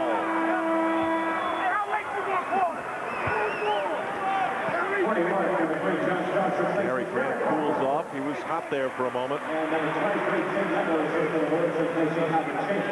Starks replaces Derek Harper, so Grant will take over at the point. Legler comes on for Washington, number 23. Take away your shirt from. Al, I'm reminded by the electronic wizard, Howard Singer, of an article in Sports Illustrated a couple of weeks ago comparing the greats of yesteryear with some of the young emerging players of today. And now we got into a conversation with Walt Frazier about the article, and how Walt showed great indignity at the comparison of Chris Weber and Elvin Hayes, one of the game's all-time great scorers. Charles Oakley on a beautiful drive. Just no defense by the Bullets inside the foul line. I was offended at the comparison, though, of those two. He was really outspoken in his reaction to it. It doesn't seem that Weber is in a position to be compared in any way yet to the greats of the game, you know? Charles Oakley saved John Stark's air ball. But John, when you really think about it, and you look at Chris Weber and all the signs he shows, he has maybe 10% of the professional character of a player like Elvin Hayes. Talent is one thing, character is another. We're going to talk about accountability and respect for authority and all those things. Chris Weber loses big time in that battle, for me. Well, Elvin Hayes, one of the game's great durable players, certainly, not to mention the numbers he put up, was certainly one of the greats. Although he had his moments, too, in terms of meshing with the team. John, Rasheed Wallace's uniform has gotten to ridiculous dimensions now. It's totally out. There's no attempt at all. I can't look, Al. It's upsetting to you, isn't it? So disconcerting to look at him, yes. I mean, one game to have, you know, Charles Oakley go on for about 5 minutes, and then to see it like that. Actually, you know, for amusement, I'd like to see the officials get on Charles for the blouse effect tonight, and have him look over at Wallace and say, well, what about him? By the way, John, tuck your shirt. We have rules here, too. Knicks on a big roll, Bullets on a break, pack for Howard, fouled by Oakley.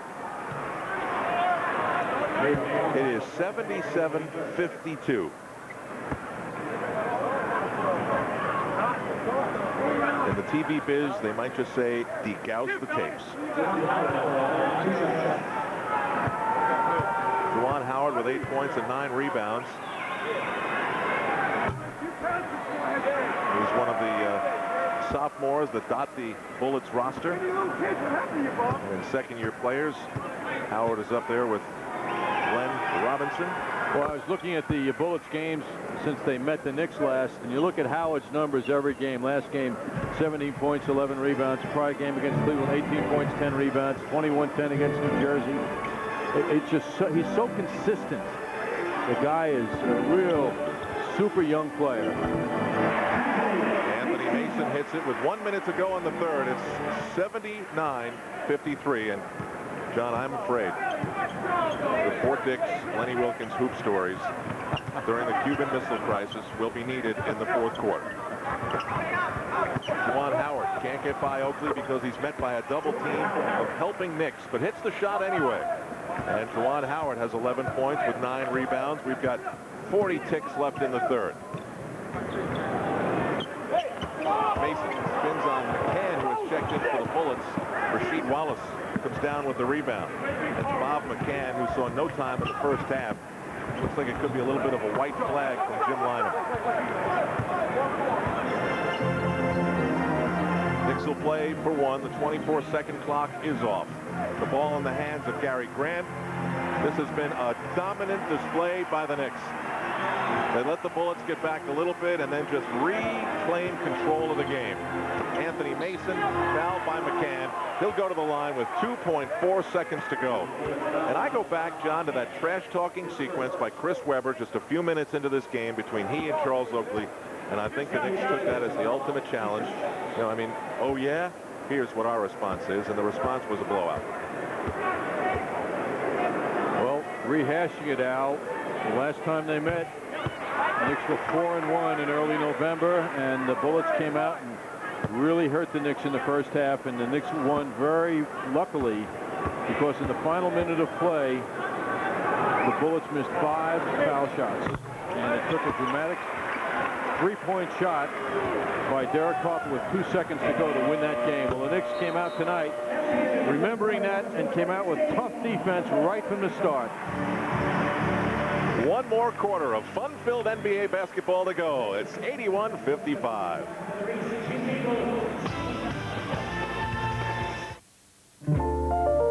Unfortunately, there will never be 32 hours in a day, or an hour that's 15 minutes longer. It seems there's more to do and precious little time. Put in another 10th. The Knicks and the Bullets go at it. A couple of seconds left. Derek Harper hits the three-point shot. That gave the Knicks what they needed to win a game that they were staggering in throughout. But they got some help, too, as the Bullets, as I mentioned, missed 5 foul shots in the last minute. The Knicks went out of there with a 1-point win. And John, if they need such a shot tonight, I will carry you home. That night at US Air Arena, Derek Harper had it going. 8 for 16, 22 points, and had the game-winning 3. Knicks with the ball up 26. Ewing loses Rasheed Wallace. Patrick used an elbow-to-gain position, is called for his 5th personal foul. And now Ewing, as irate at an official as I've ever seen, he's been ejected. 2 quick technical fouls. Patrick Ewing has been ejected. It was a 5th foul that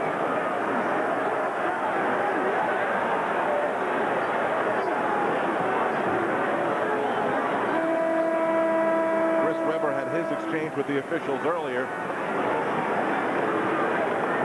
And Patrick Ewing's night is done.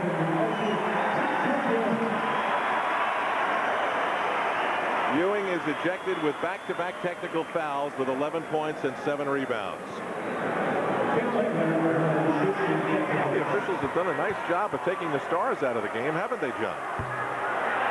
Tim Legler misses the free throw. That could be an interpretation. Patrick on the move to the basket. Charles Oakley did his best to keep Ewing from going at the official, but there was just no stopping Patrick. There was one tee, and then when he took the step toward the official, there was the second. Patrick not getting the calls he wanted, and he has certainly been as expressive, to say the least, in the direction of the officials this season, as many players have, of course, but we've never seen Patrick lose it like he has this year. Legler made the second technical free throw. Bullets go for the alley-oop. Rasheed Wallace couldn't connect. Here's Starks trying to beat Brent Price. Look for Oakley underneath. It's deflected out of bounds. The NBA will go to the 3 official approach starting tomorrow. And as long as the league and the officials have not gotten together on a deal, the feeling is that that the third official will help reduce some of the tension in these games and also take a lot of pressure off the other officials. Charles Oakley can't believe he wasn't fouled up way above the rim, and he didn't even hit the rim. Got to figure something happened in terms of contact. Bob McCann in the game and with the shot off the glass. Al, I want to remind you that Bob McCann achieved his season highs in points and rebounding against the Knicks early this season. Not that it really mattered because Bob doesn't play that much, but he had 11 points against the Knicks and 3 rebounds.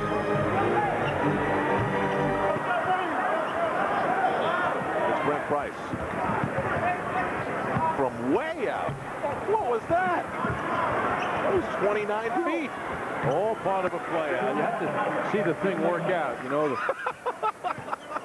You mean I wasn't looking at the big picture? You jumped to conclusions. I'm sorry. The 29-foot shot attempt was meant as nothing as a setup for Juan Howard. Mason in great position, throws it out for Grant. Yet another unique offensive philosophy. Gary Grant. Oh, John, it's time for a good 20-minute story here. Go ahead. The Bullets' style of play has been rubbing off now on the Knicks a bit.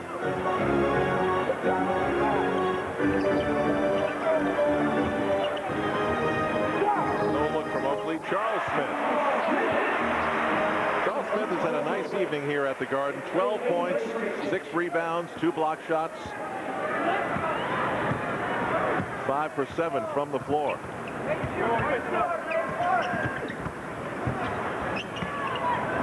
It's Rasheed Wallace going down low for McCann. Off the rim, 2 tips missed. Finally, McCann follows his own shot. 83-62. Want to tell us anything about your childhood, perhaps? No, I don't want to risk influences on your life. Boring people to death, Al. Starks as the Knicks post up Smith. Trying to get Rasheed Wallace to buy the fake. Smith goes up. Smith with the follow. Smith with the foul and the shot. Well, he worked for that opportunity, and Charles Smith has a chance for a 3-point play. Foul on Juan Howard, his 4th. Charles with a very forceful game, Al, as you were mentioning. This has been a real good one for him. It's not so much the numbers, but how he has played. He's been very aggressive and tough, determined on the court. You know, Charles hasn't been happy with his own output of late. Charles Smith completes the 3-point play. Under 9 minutes to go, mercifully, here at the Garden. 86-62. This time the Bullets post up Rasheed Wallace. In and out, big rebound by Oakley. That's 13 rebounds for Oakley. Grant is pestered by Price. His safety valve was Mason. Jim McIlvain is out there for Washington, number 22. Out of bounds. Knicks will keep it with 9 on the 24. Robert Pack returns to the game. He replaces Brent Price. Lynham is complaining that it should be Bullets ball out of bounds, I think. But the Knicks have it. Mason will do it.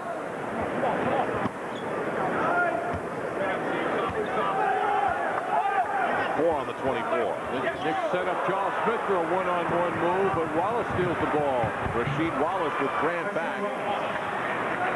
An easy layup off the steal. It's 86-64, 8:10 left.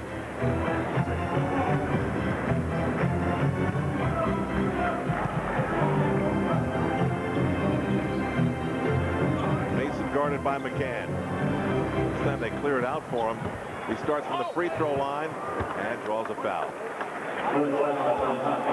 As you recall, Al, we were talking to Don Nelson last night, anticipating a more relaxed game for the Knicks, considering the Sixers' 9-game losing streak going into the game last night. We asked Don about playing some of the bench, some of the fellows we haven't seen play that much, and Don Nelson recalled an earlier game against Vancouver here at the Garden when he did that. And he said he didn't forget that experience because it turned out to be a very tough finish for the Knicks. So tonight, same thing he's faced with right now. He's looking at 24-point lead. He probably will go to some of the bench players shortly, but he's a little more conservative than you might think because of that experience. Well, Nelson's got his arm around Hubert Davis, who's getting ready to check in. Rasheed Wallace goes inside to McCann. 7 on the 24. McCann for Pack. Dropping it in and getting the foul. Charles Smith will be called for it. And that'll send Robert Pack to the line. Well, Don Nelson, the coaching staff, Jeff Van Gundy, Don Chaney, Jeff Nicks, Bob Salmi, they've got a very busy week of scouting. It's the Dallas Mavericks and their solid young team here at the Garden on Tuesday night. Then the Knicks go to the United Center on Wednesday. Saturday at the Omni in Atlanta, then Sunday against San Antonio, then Tuesday against the Lakers here. That's a very busy 10 days. Anthony Mason all the way, rejected by McCann, saves his own miss. Hubert Davis for 3. Oh, he's got the touchback. Hubert Davis 3 of 4 from the floor, and the Knicks lead is 91-66. Robert Pack. Go, go! The Bullets' shooting percentage in this game is 33.8%. That is almost a full 20 points below their season average. Well, Jim Lynam's challenge is to going to get games like this, get these fellas introduced to each other because they're just playing so separate. They're playing as individuals. This is Rasheed Wallace.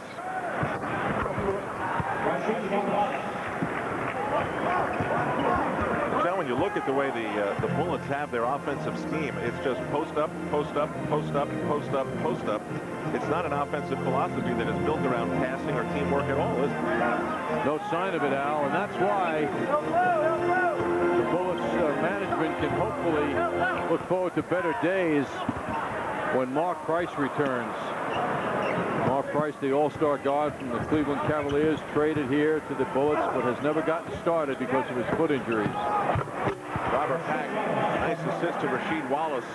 Knicks forgot about him, and the Bullets took advantage. Charles Oakley taking off the warm-up. He's getting set to come back in.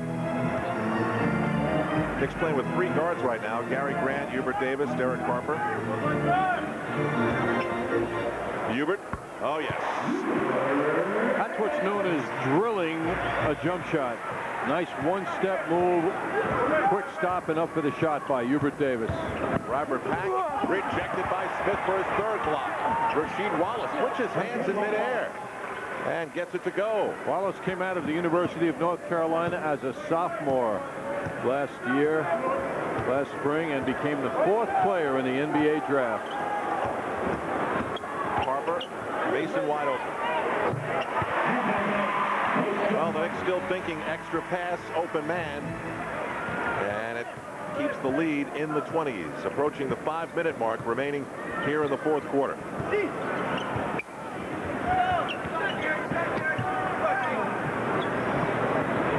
Legler. Legler has had some outstanding games of late. 6 of 8 last night for 15 points against the Celtics, and he really shoots the threes. Timeout at the Garden. Today, Knicks go to Chicago, MSG 2 for that one. 7:30 start on the game night show.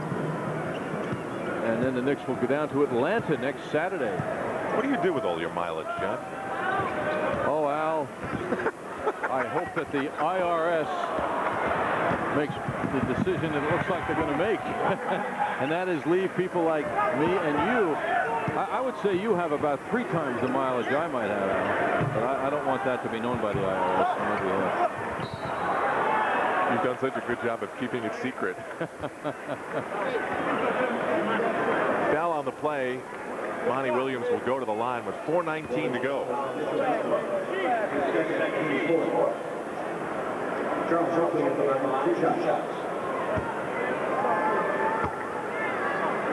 It'll be Charles Oakley to the line, obviously, instead.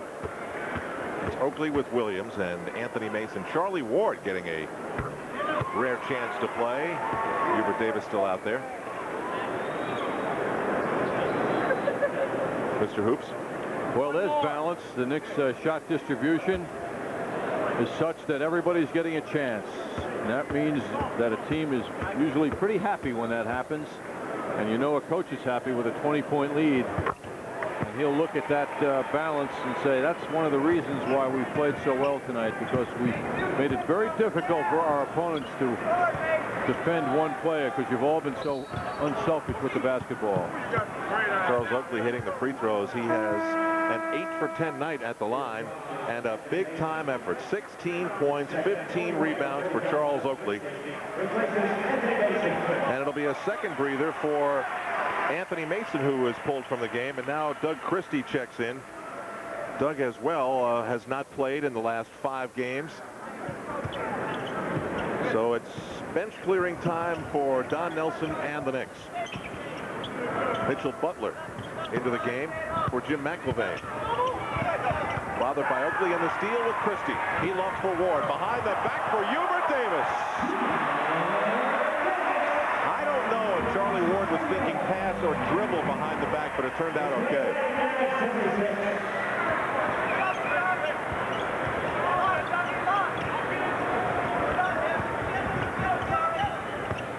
Robert Pack. He's got a beautiful arch to his shot.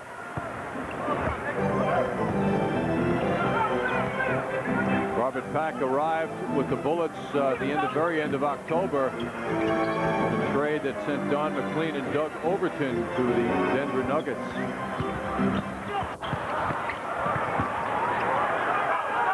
Five on the 24. Ward for 3. Big rebound by Monty Williams. Another one for Charles Oakley. Christie rejected. Well, Knicks had plenty of chances.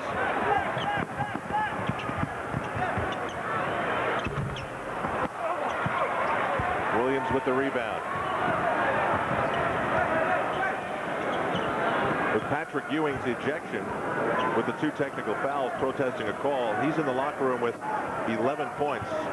Our statistician Eric Merlisjohn asks the question, when was the last time Patrick Ewing was the 6th leading scorer on the team? Knicks have 6 double-digit scorers. Mason 19, Oakley 16, Smith 15, Harper 14, Davis 12, Ewing 11. Of course, 11 was more than enough. It's 99-78. As Patrick bounced back from that injury last night in Philadelphia quite well tonight. The Knicks have sold out 135 consecutive games. The last time they didn't sell out was back in 1993, and the team the Knicks played was the Bullets. Based on this performance and possible word of mouth, the Bullets might be the next team not to play in front of a sellout here at the Garden. 99-78, less than 2 to go. Possibly, because friends know when to say when. A reminder from your friends at Budweiser. Early start here at the Garden on this Sunday night means some of the young Knick fans can catch a game they normally would not have been able to, and they're sticking it out to the bitter end. 99-78, the Knicks in front. Just about every Knick who stepped onto the floor had a good night. Charles Oakley, season high, 16 rebounds. Anthony Mason just missing a season high with 19 points. His best had been 20. Charlie Ward, nice save by Doug Christie at the baseline. A sloppy possession by the Knicks. And it will go over to the Bullets with 1:41 to go. John Starks is out there. Sort of a strange time to bring John back into the game, but John is out there with Ward, Monty Williams, Hubert Davis, and Doug Christie. This essentially is almost a 5-guard unit out there for the Knicks. John didn't get that much work in the first half. He had that ankle injury, too. Starks for Davis. Oh, yes. Let's call the mini slump or whatever it was officially over for Hubert Davis. 6 of 8 from the floor, 15 points. Nicely done by him. Juan Howard couldn't get it to go. Oh, that wasn't Juan Howard. Check that. That was Jeff Webster. Number 42 has checked into the game. Benches have been cleared. Mitchell Butler, Jeff Webster, Tim Legler, fifth team he's been on in 6 years. Rasheed Wallace and Jim McIlvaine. Charlie Ward, good protection of the ball, and Ward goes up against McIlvaine, who's 6'11", and beats him. Under a minute now. Knicks with a team steal, almost. The outside official wanted help from the underneath official, and they'll give it to the Bullets with 48 to go. Well, Al, the Knicks have sustained their fine start throughout the game. There was no 20-point curse in effect in this one. 24-second clock expires. Rasheed Wallace with the offensive rebound. Legler right at the hoop. Gets it to drop. Under 30 to go now. 104 to 83. Gus Johnson will anchor our post-game coverage. Bob Page is in the MSG Sports Desk. I would think one of the most difficult jobs at Madison Square Garden tonight will be compiling the highlights of this one. Knicks get a nice ovation. That would have been gorgeous had the alley-oop to Monty Williams gone down. This is Hubert Davis for another one. Hubert Davis hits it. He's got 18 points on another three. And that will do it. The 15th consecutive time the Knicks have beaten the Washington Bullets. And the 11th straight time the Bullets have lost at MSG. The final score again, the Knicks 107, the Bullets 83, a night they'll want to forget in a hurry. As I mentioned, Gus Johnson will begin our post-game coverage in a moment. One more look at the score. It was an easy one, 107-83.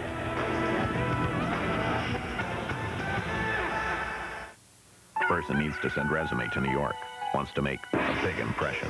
Goes to post office. Finds out priority mail is a smart solution. Resume gets noticed. Person gets job. Now.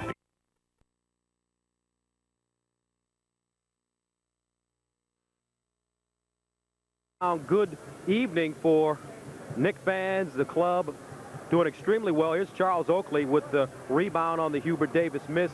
He had 16 rebounds, and they weren't finished. Good night for Charles Smith coming off the bench in his new job as the sixth man, hustling down his own rebound, and he gets to the basket.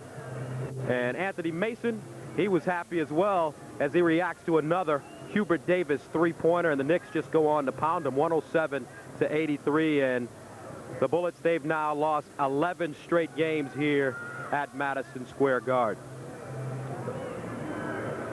And joining us now, John Starks. And John, when you look at how this game started, Derek Harper looked at me with about 8:24 left in the first quarter, and he said, "It's on now." And actually it was, all that trash talking at the beginning. No question. Harp thrives on that. When everybody come at him like that and talk noise to him, he takes that to heart and come out and play very well.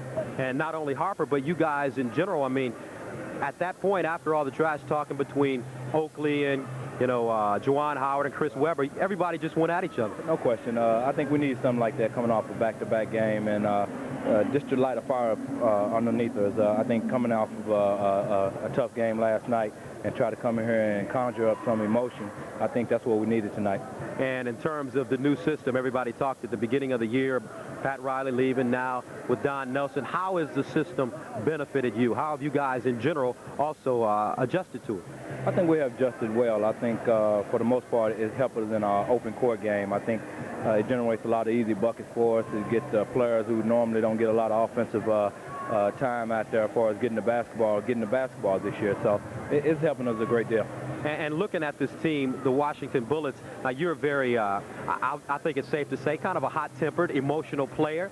And when you look at those guys on the other side, Young, Chris Webber, Juwan Howard, what do you guys say to each other as a veteran Knicks team when you see guys like that playing? Well, they're a young team, no question about that. And I think as the years go by, they'll learn to control that emotion. I think as a young player, you have to control it and not hurt your team. I think sometimes it can get in the way like it have in the past with me. So I think eventually they'll grow out of it.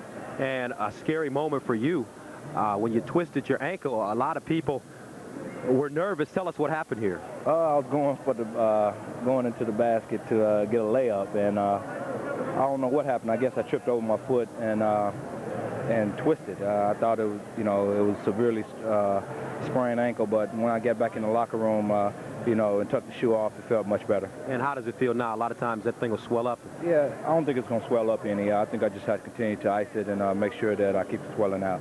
Turned out to be a big night for Oak. 16 rebounds, his season high, and it seems like the Oak man was in rare form this evening. No question. I was watching him all night and how he was attacking the board, and he's back to the way he was about 5 or 6 years ago, where he's coming from underneath and going for everything. I think he understands that in order for us to win, he had to grab the board. Well, John, thank you very much. Good game, and good luck as the season progresses. All right, thanks a lot, John. John Starks joining us during the post-game report, and well, we usually have a present for him, an American Express present, and he'll get it. And we take some more looks at how well the Knicks moved the basketball this evening. Here's John setting up for the three-pointer, and he buried it. John Starks and the New York Knicks, they go on to win it 107-83. We'll have more of the post-game show after this. Come on, you go in. I'll be in. I pay the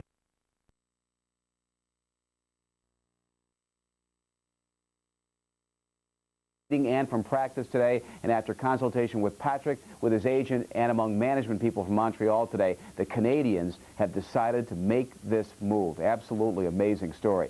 More on that coming up at 10:30 tonight at our full half-hour edition of the show. And we'll also be taking a look at Jets highlights from this afternoon's loss to the Meadowlands to the St. Louis Rams, as well as post-game locker room comments. The college football bowl bids under the new Alliance system came out tonight. And what do you know? The system worked in its first time ever. A true national championship game. That won't be it. But the Orange Bowl still got a big break, getting Florida State to play Notre Dame.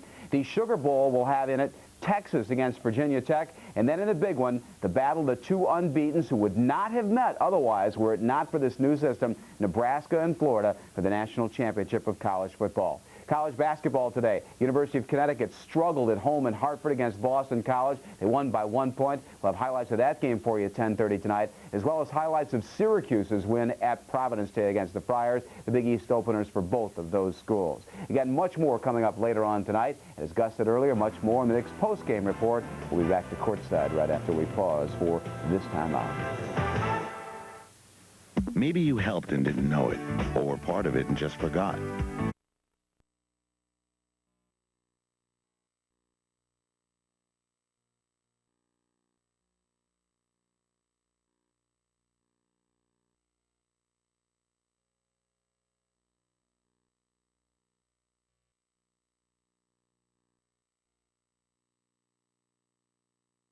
A strong defense, and so I was really pleased with tonight's game.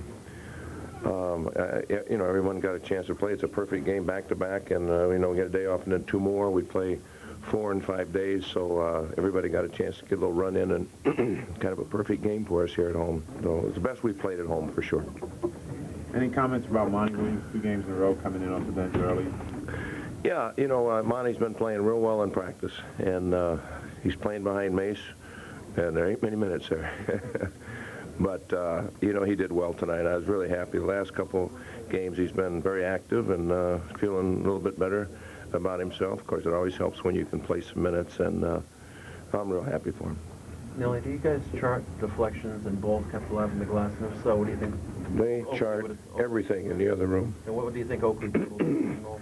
Well, yeah, you know, let me tell you something about Oakley. One of the true pleasures of coming here and coaching has been coaching Charles Oakley.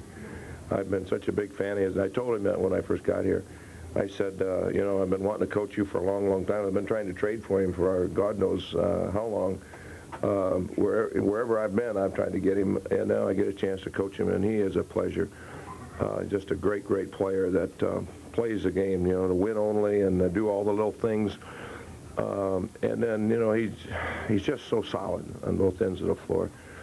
And we all know that occasionally, you know, he'll turn the ball over or he'll pass, make a phantom pass where, you know, we don't see anybody and only he sees it. But, you know, we can put up with that because he does so many of the other little things that help this team win. And I've just been so pleased with him. You know, he's just been one of the very brightest spots of me coming here and coaching this team. Easy to communicate with, easy to talk to, and I'm just really pleased with his play. And you know, he thinks he was getting off to kind of a slow start at the beginning, And I said, well, if this is slow, I'll be real happy with you because, you know, I know you haven't been rebounding early the way I thought you would, but, you know, if you're going to get better at that, why, you're just going to be a pleasure. And sure enough, he's gotten a little better every game. So he's quite a solid anchor to this ball club.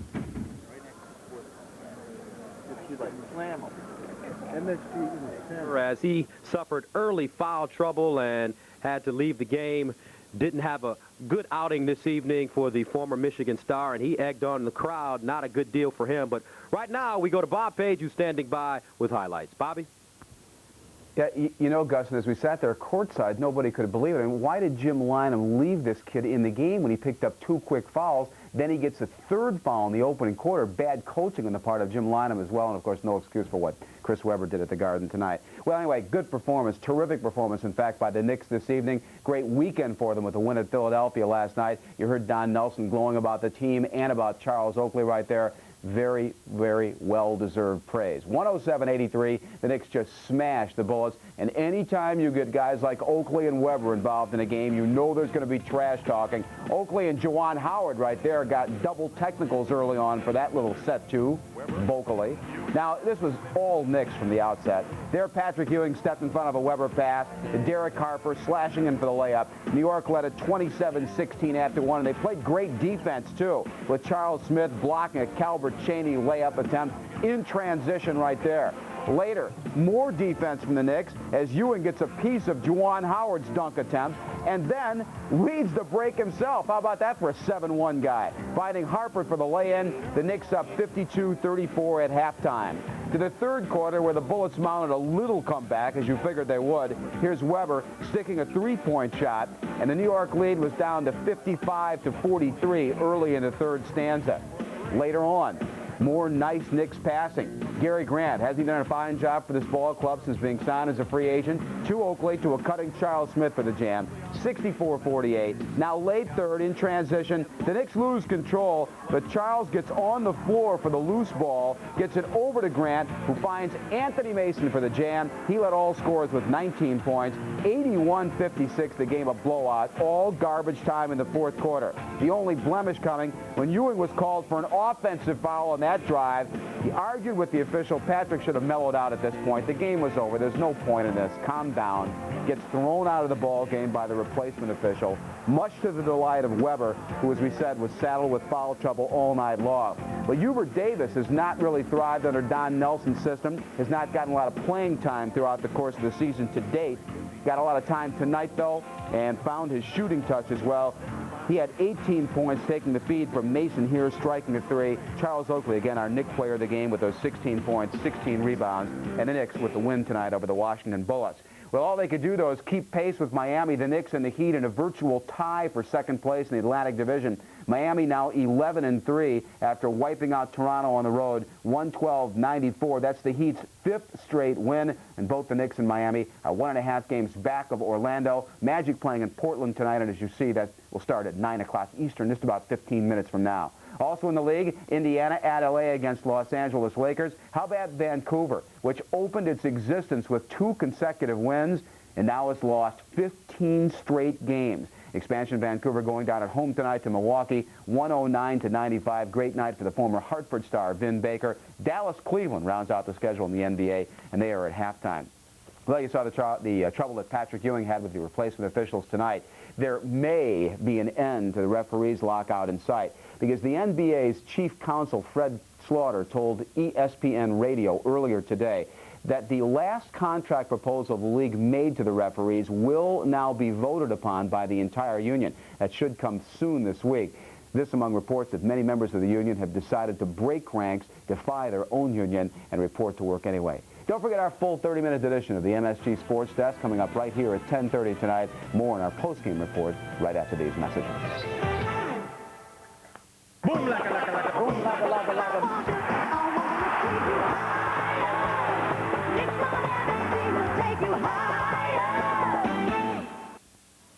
You've spent your entire life sleeping in an old-fashioned flat bed, but now you have the opportunity to find out about a better, healthier way to relax and sleep.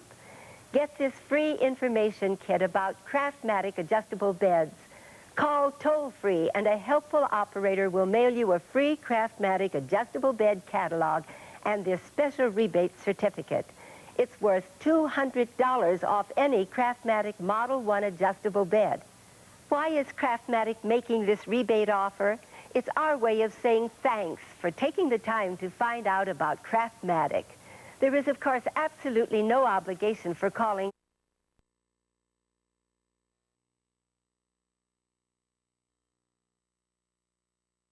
So I guess the story from the very beginning of this game was Chris Webber. Yeah, Webber getting into foul trouble early, Gus. That's what they were talking about in the Bullet locker room. Lynham said it was the sort of game where I really had to keep him in. He said, I knew that he was in early foul trouble, but I had to risk it. And Webber said, when you get in foul trouble that early, kind of makes you timid. He says, and if you're timid, the team kind of follows because he's a leader on that team. He said it hurt his whole game. He wasn't complaining, didn't say that they were bad calls, but he pretty much said that it did affect his whole game. And how about, you know, the Bullets have the youngest starters in the league, averaging about 23 years old. How about, you know, bowing up their chests, the Masons, rather, and the Oakleys at the beginning of the game? Do they feel like that really threw them off? I think you'll see a lot of that, and I don't know if it's a sign of immaturity, but you see it right here, Webber and Oakley going. And you've seen a lot of this lately with Oakley. He goes against these younger players and tries to intimidate them because he's a veteran. He wants them to know he's not going to take anything, but you really can't get in somebody's chest like Webber and Juan Howard were doing today unless you produce, and they didn't produce today, so it takes away a little bit of the effectiveness. And that's one thing that John Starks talked about with me, the maturity. Now, he's a hot-tempered guy, and he admitted it during the interview, and he said, hey, these guys will learn that eventually they're going to have to calm down a little bit and not let all of the talking get to them. Imagine John Starks saying that, but that's true. But, you know, you and I were sitting there watching the game together. You know, Howard and Webber have so much talent, and sooner or later they're going to harness that talent and harness their emotions, and that's going to be a pretty good team, especially if they get Mark Price back. Another guy that let his emotions get to him was Knicks tri-captain Patrick Ewing. He got ejected in the second half, and we caught up with him after the ball game. Here's Michael Kay with Patrick. I thought it was a bad call that was made, the offensive foul, and I just stated that. He called a tech. He wasn't happy at that when he called another one. That's it. How'd you state it? What'd you say? I don't even remember. I just thought it was a horrible call. Did you ever pick up the phone and call the commissioner and say, let's get this lockout resolved? No. You've done no campaigning? I'm doing all my campaigning through you guys. Y'all got to write that. No, I think, you know, this is, you know, gone long enough. You know, like I've always said, that, you know, they need to go ahead and settle this thing and get the real officials back. Talk about the way your team played today, before that. We played a pretty good game. We did everything that we needed to do. We rebounded the ball, we passed it, hit the open men, and we played good defense. Knicks hit a streak now where you play a whole bunch of games at home between now and the first of the year. I think 9 out of 12 or something. Opportunity? Oh, yeah, you know, you get a chance to be at home, play at home. I think you did something important. And, you know, get a good home stretch and try to win as many games as possible. You've only been tossed out of 5 games in your whole career. Do you take pride in that and you're on court? Yeah, I take pride in that. You know, I don't think, you know, what I said or what I did was warranted to be ejected. But that's the way he felt. Are you kind of thankful that, you know, Juwan Howard stepped in between you and him? Or were you surprised an opposing player would do that to stop you from going to him? Well, I wasn't going to hit him. I mean, I'm not stupid. You know, but Juwan and I are pretty good friends, so, yeah. Thanks, Patrick. The quick heave-ho, I tell you, that referee really got out of the way fast. He looked like Ron Luciano throwing the guy out. Yeah, the officials sometimes lose control. They've got quick technicals, and that's how they're trying to control the game rather than control the game with the way they call the game. And 11 points and 7 rebounds for Patrick Ewing. Thank you very much, as usual, Michael, for joining us. Good to see you, Gus. All right. And nice to be here. Well, the Knicks, they go on to win, and the final score, 107-83, and they pick up their second straight win after dropping 2 straight games. Now, don't forget, for all the Knicks action, you want to be right here on MSG as they take on Jason Kidd, Jimmy Jackson, and Jamal Mashburn. The Dallas Mavericks coming to town. Game time starts at 7 o'clock, and it'll be right here for you. Coming up next, Prime Cuts, joined in progress. For all of us here at Madison Square Garden, I'm Gus Johnson saying so long as Anthony Mason and the New York Knicks pick up their second straight win. We'll see you on Tuesday.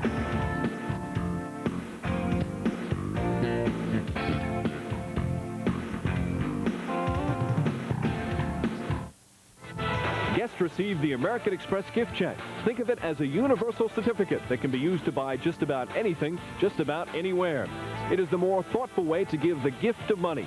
American Express gift checks are available where American Express traveler checks are sold. Our celebrity guest will receive dinner for two at Martini's Restaurant with New York City's largest outdoor cafe. Located at 53rd Street and 7th Avenue, another fine Reese restaurant. And some guests receive a Fendi Roma, the 900 series. Unique design, enduring quality, Swiss-made, registered model, water-resistant to 5 atmospheres. Fendi Roma, for today, for tomorrow, forever. Available at selected Macy's and Bloomingdale's.